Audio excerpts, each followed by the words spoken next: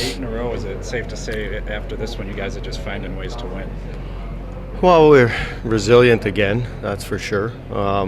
We almost found a way to lose. Obviously, you don't want to give a goal up in the last 5 minutes or 2 minutes or whatever it was there. So, but we were patient. We didn't anticipate this game being a patient game. We anticipated it being more of an aggressive game as opposed to the Chicago game. But it turned out to be a lot like that, and both teams just kind of counter-punched a little bit, and we were able to hang in there and get to the shootout. Yeah, I know you love talking about plays like this, but the scoreboard shows the pucks in the net on Reinhardt's rebound, and he says he blows. Boy, that's a tough call. We see it all the time in the NHL, and it's the intent to blow the whistle. So if he even had the intent, but it's clearly in. Obviously, we get the luxury of watching on the big screen, and one referee probably hurts. If there's a second guy, he maybe makes that call in the neutral zone. But they talked, so it's tough. It's tough. It's frustrating sometimes, but it's you got to live with it. We've had calls that come our way, so that one didn't, but it didn't hurt us. So. And talk through the first two periods, because it was a real stalemate between both of you guys. The what?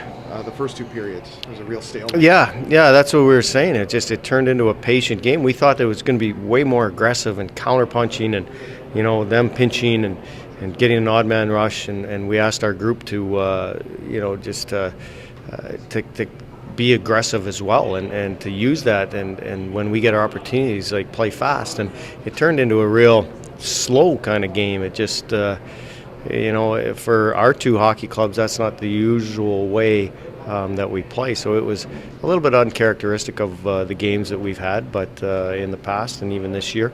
But we talked to the group after the first or after the second period, like you said, that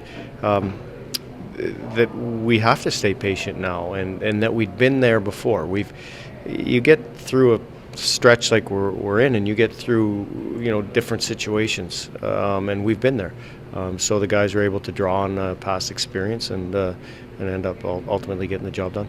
And Maz had a great game the last time he had played, and there's a bit of a layout between games. Comes right back, and he was really great. Yeah, real happy with the way he played. He, like you said, he hasn't played in 2 weeks, and he played so well in Rockford.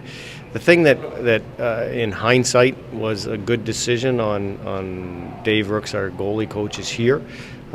We make a group decision, but ultimately, he gives us direction with our goaltenders, and the good part was there's such an aggressive team that Maz played the puck so well tonight. He really alleviated a lot of their forecheck and their aggressiveness, because he got out, played it real well, handled it, moved it past their forecheck.